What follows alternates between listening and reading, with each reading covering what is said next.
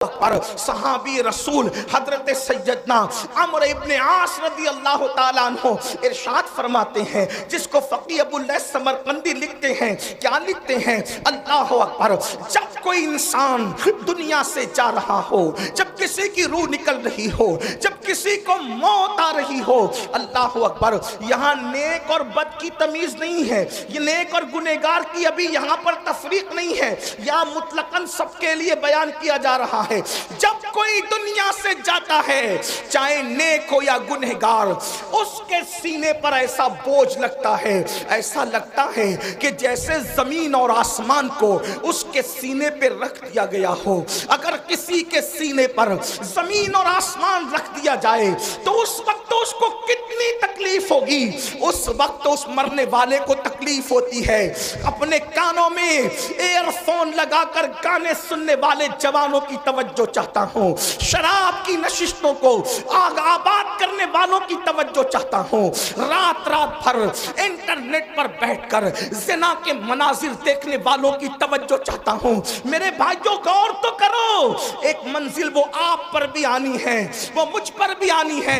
وہ منزل کون سی ہے؟ وہ موت کی منزل ہے، وہ گھاٹی موت کی گھاٹی ہے، مرنا سب کو ہے۔ اللہ اللہ، صحابی رسول حضرت عمرو ابن عاص رضی اللہ تعالیٰ عنہ کہتے ہیں، زمین اور آسمان اگر کسی کے سینے پہ سمیٹ کر رکھ دیا جائے تو اس وقت جو اس کی تکلیف ہوگی وہ تکلیف مرنے والے کو ہوتی ہے۔ ذرا تصور کرو، اگر گھر کا پنکھا سینے پہ گر جائے ہم برداشت نہیں کر سکتے، اللہ اکبر، سینے پہ پتھر لگ جائے ہم برداشت نہیں کر سکتے، ڈرائیونگ کرتے وقت اگر کار کی اسٹیئرنگ سینے پر آ جائے ہم برداشت نہیں کر سکتے۔ اللہ اکبر، وہ کیفیت آپ پر بھی آنے والی ہے، وہ کیفیت مجھ پر بھی آنے والی ہے۔ اندھیرا گھر، اکیلی جان، دم گھٹتا، دل اکتاتا، خدا کو یاد کر پیارے، وہ ساتھ آنے والی ہے۔ اللہ اکبر، سینے پہ زمین اور آسمان کو رکھ دیا جائے تو وہ تکلیف نہ ہوگی، مرتے وقت وہ تکلیف ہوگی۔ اس کے بعد حضرت سیدنا عمرو ابن عاص رضی اللہ تعالیٰ فرماتے ہیں، اتنی سی پہ بس نہیں، جب مرنے والا سانس لیتا ہے تو اس کو ایسا لگتا ہے کہ جیسے وہ ناک کے سوراخ سے سانس نہیں لے رہا ہے، وہ ناک کے سوراخ سے سانس نہیں لے رہا ہے، اس کو ایسا تنگ کر دیا جاتا ہے ناک کے سوراخ کو، اس کو یوں لگتا ہے جیسے وہ سوئی کے ناکے سے سانس لے رہا ہے۔ اتنا تنگ کر دیا جاتا ہے، اتنا تنگ کر دیا جاتا ہے کہ یوں لگتا ہے کہ جیسے وہ سوئی کے ناکے سے سانس لے رہا ہے۔ میرے پیارے آقا صلی اللہ علیہ وآلہ وسلم کے پیارے دیوانوں، اسی پر بس نہیں، حضرت سیدنا عمرو ابن عاص فرماتے ہیں، اللہ اکبر، اگر کسی کے پیٹ میں ببل کا درخت اگا دیا جائے اور پھر اس کی ڈنٹھل اس کے نیچے کے مقام سے کوئی کھینچے اس طرح سے کہ اس کی رگ رگ میں ببل کا کانٹا چبا ہوا ہو اور کھینچنے والا زور سے کھینچے تو اس وقت اس کے پیٹ کی کیفیت کیا ہوگی، اس وقت اس کی رگوں کی کیفیت کیا ہوگی، اس وقت اس کی شریانوں کی کیفیت کیا ہوگی۔ عمرو ابن عاص کہتے ہیں جب روح نکلتی ہے تو ایسا لگتا ہے کہ جیسے ببل کا کانٹا کا درخت پیٹ میں اگا کر کوئی نیچے سے کھینچ رہا ہے، یہ کیفیت ہوتی ہے مرنے والے کی۔ حضرت موسیٰ کلیم اللہ فرماتے ہیں، زندہ بکرے کی کھال ادھیڑی جائے تو اتنی تکلیف نہیں ہوتی جتنا تکلیف مرنے والے کو ہوتی ہے۔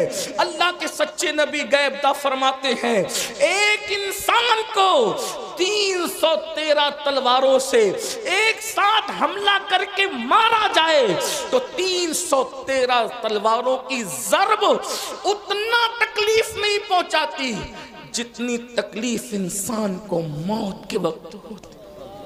یہ موت کی تکلیف ہے اور اتنی پیاس لگتی ہے، اتنی پیاس لگتی ہے کہ اگر 7 سمندروں کا پانی منہ میں نچوڑ دیا جائے تو وہ پیاس کو کوئی بجھا نہ سکے، اور رشتہ دار چمچے چمچے سے پانی انڈیل رہے ہوتے ہیں۔ اب اس تکلیف، ایسی تکلیف کبھی دنیا میں سنی؟ ایسی تکلیف کبھی دنیا میں دیکھی؟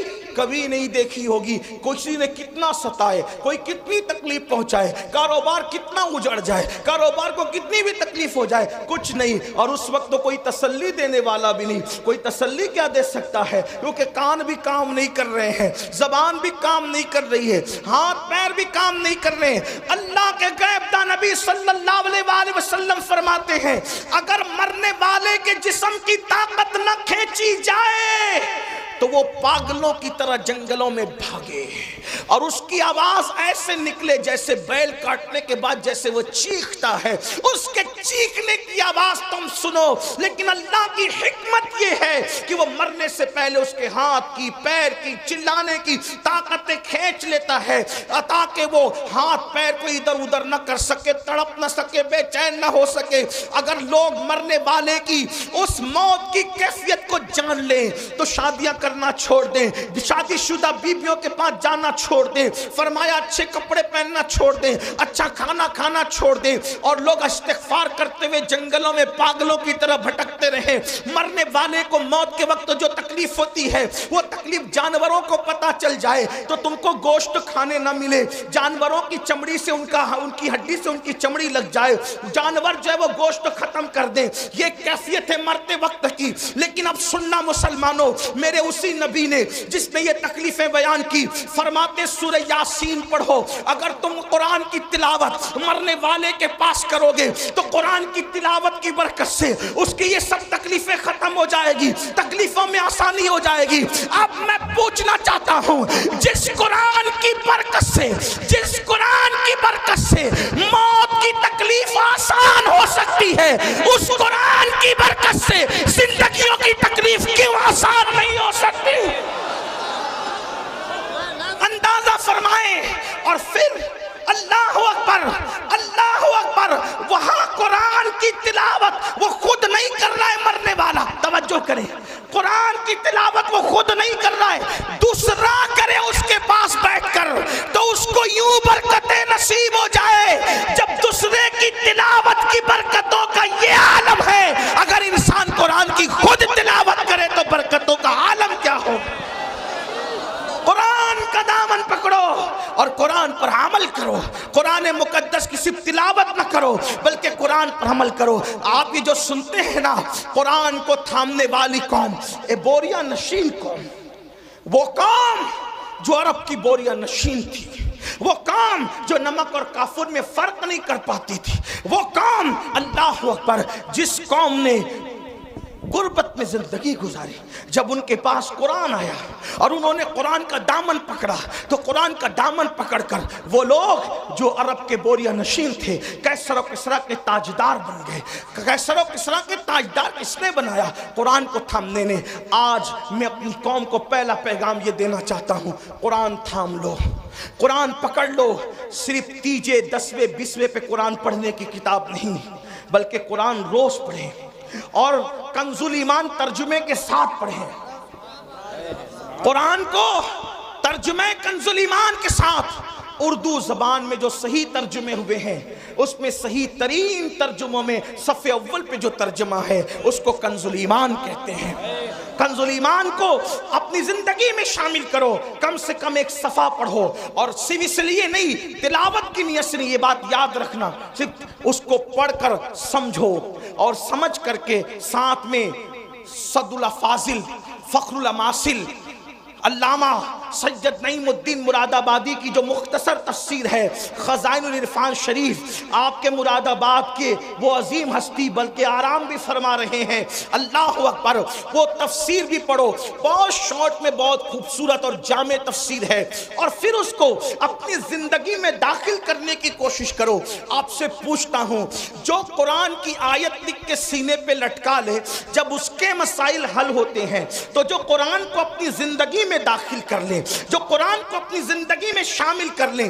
آپ جانتے ہیں قرآن اگر پڑھو گے تو قرآن پڑھنے کی برکت سے لوگوں کا خوف دل سے نکلے گا. قرآن کی تلاوت کرو گے زبان پر سچائی جاری ہوگی. قرآن کی تلاوت کرو گے آپ کی شخصیت باروب بنے گی. قرآن کی تلاوت کرو گے آپ کی شخصیت با اثر بنے گی. قرآن کی تلاوت کرو گے آپ کی ذلتیں عزتوں میں تبدیل ہو جائے گی. قرآن کی تلاوت کرو گے ناکامیاں کامیابیوں میں تبدیل ہو جائے گی. قرآن کی تلاوت کرو گے دشمنوں کو اللہ تمہارے قدموں میں جھکائے گا.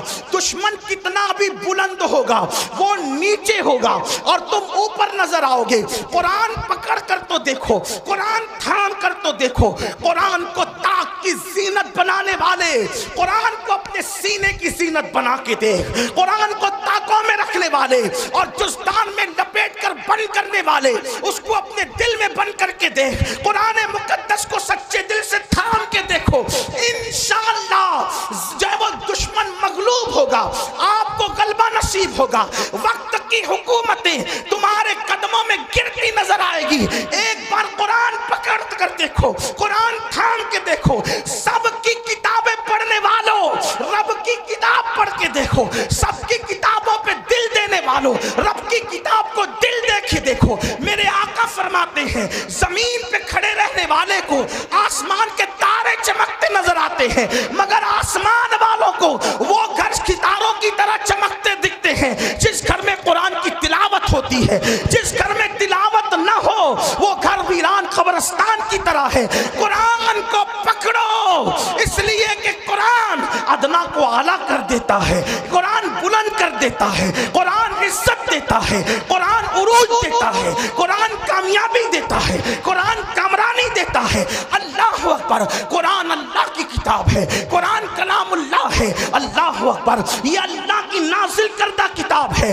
جس نے قرآن پڑھا اس کی زندگی سنور گئی. اور میرے آقا نے 23 سال کی قلیل مدت میں جو انقلاب بپا کیا تھا وہ قرآن کا انقلاب تھا. قرآن کی تلاوت کا انقلاب تھا. تعلیم قرآن کا انقلاب تھا. ایک روایت دل کے کانوں سے سن لے. ایک شخص ہے جن کا نام حضرت طفیل ہے. حضرت طفیل ابن عمرو دوسی ہے. اللہ اکبر. وہ مکہ المکرمہ آئے. توجہ کرنا میرے نوجوانوں, جو بوڑھے ہیں انہوں نے تو دنیا دیکھ لی ہے. اے جوانوں اب دنیا کے چیلنجز کا مقابلہ ہمیں کرنا ہے. ہمیں قرآن تھامنا ہے. قرآن لے کر آگے بڑھنا ہے. قرآن کی طرف آؤ. اللہ کے نبی نے قرآن کی طرف بلایا, نہ عرب کی طرف بلایا, نہ عجم کی طرف بلایا, نہ سیاہی کی طرف بلایا, نہ سفیدی کی طرف بلایا. میرے آقا نے نہ کی طرف بلایا نہ قبیلے کی طرف بلایا.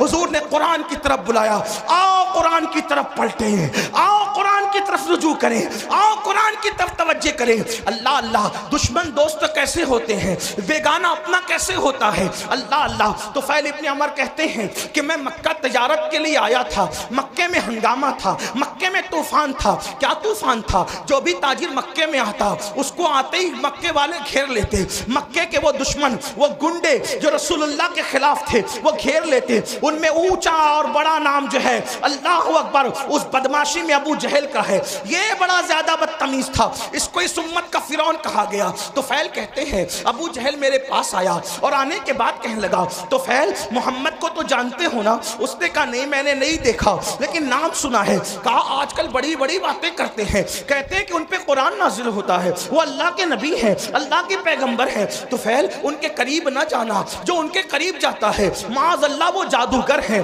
ان کے جادو کا شکار ہو جاتا ہے. تو نے بھی قریب نہ جانا ورنہ تو جادو کا شکار ہو جائے گا, تو اپنے مذہب سے بدزن ہو جائے گا, تو اپنے مذہب سے دور ہو جائے گا. طفیل کہتے ہیں ابو جہل نے اتنا خطرناک پروپیگنڈا کیا. ہمیں قرآن کے سانچے میں ڈھل جانا ہوگا, اپنی زندگی میں قرآن شامل کرنا ہوگا. لیکن اللہ اکبر بڑی معذرت کے ساتھ ہم سب کرنا چاہتے ہیں, قرآن کی طرف آنا نہیں چاہتے. میں ہاتھ نہیں اٹھواؤں گا لیکن اتنا ضرور کہوں گا اپنے ضمیر سے پوچھو مسلمان کتنے مسلمان ہیں جو روز قرآن کی تلاوت کرتے ہیں.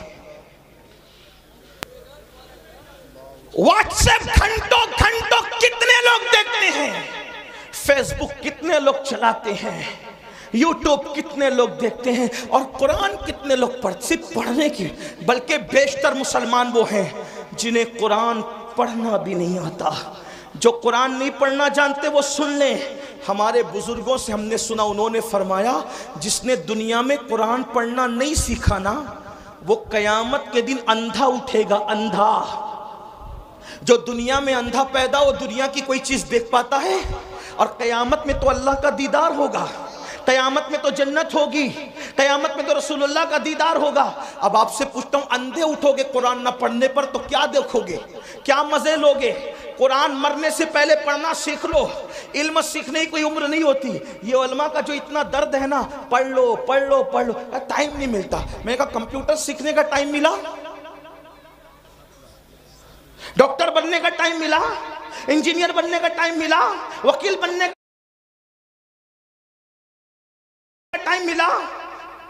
واٹس ایپ سیکھا، بڈھے بڈھے واٹس ایپ چلا رہے، چلائیں اچھی بات ہے، کوئی میں وہ نہیں کرتا، لیکن بڈھے واٹس ایپ چلا رہے تو تنگ کیے ہوئے جن کے پاس نمبر ہے، ہر 2-4 منٹ پر کچھ نہ کچھ ڈالتے رہتے، کیونکہ کوئی کام ہی نہیں۔ وہ بڑے بوڑھے، معاف کرنا، بڑی عجیب بات ہو گئی ہے۔ نوجوان تو جہاں بیٹھے وہاں، بلکہ اب تو لوگ اسٹیج پر بھی موبائل سے نظریں نہیں ہٹاتے، وہ اس پہ گھسے ہی رہتے ہیں۔ حالانکہ فرمایا گیا جب رسول اللہ کی بات ہو رہی ہو تو اس بات کا احترام ایسے ہی کیا جائے جیسے اگر حضور ہمارے سامنے ظاہر میں موجود ہوتے تو ہم حضور کا کتنا احترام کرتے۔ حضور کی باتوں کا بھی اتنا ہی احترام ہونا چاہیے۔ کیا موبائل موبائل موبائل کا نشہ تاری ہے ایک دم، اور لوگ ہنستے ہیں اصلاح کرنے پر۔ حضور کی باتیں ہو رہی ہے، موبائل میں ہے، موبائل لے کر کے کھڑے، موبائل لے کر کے بیٹھے۔ اللہ کے بندو، جب پتا ہے کہ بیان ریکارڈ ہو رہا ہے، اس میں مل جائے گا، تم اپنا وقت ضائع کیوں کر رہے؟ تمہاری پوری توجہ موبائل پر ہے، تمہاری توجہ حضور کے فرامین پر کب ہے؟ محروم نہ بنو، آداب سیکھو، زندگی گزارنے کا طریقہ سیکھو۔ عرض کیا کر رہا تھا؟ غلط پروپیگنڈا ہونے دو، قرآن سیکھو، قرآن اپنی زندگی میں شامل کرو۔ اور فقیر کی بات لکھ کے رکھنا، قرآن جس دن مسلمان کی زندگی میں شامل ہو جائے، اس دن ہمارے لیے انقلاب کا دن ہوگا، اس دن ہمارے لیے ترقی کا دن ہوگا۔ قرآن تھام لو، سیکھ لو، اور قرآن سیکھنے کے لیے کوئی اچھا عالم مل جائے، 3 مہینے سے زیادہ کا وقت نہیں لگتا، 3 مہینے میں قرآن پڑھنا سیکھو۔ اور اچھے سے اگر 5 پارے پڑھ لیے کسی اچھے عالم سے تو آگے کے 25 پارے آپ خود پڑھ سکتے ہو۔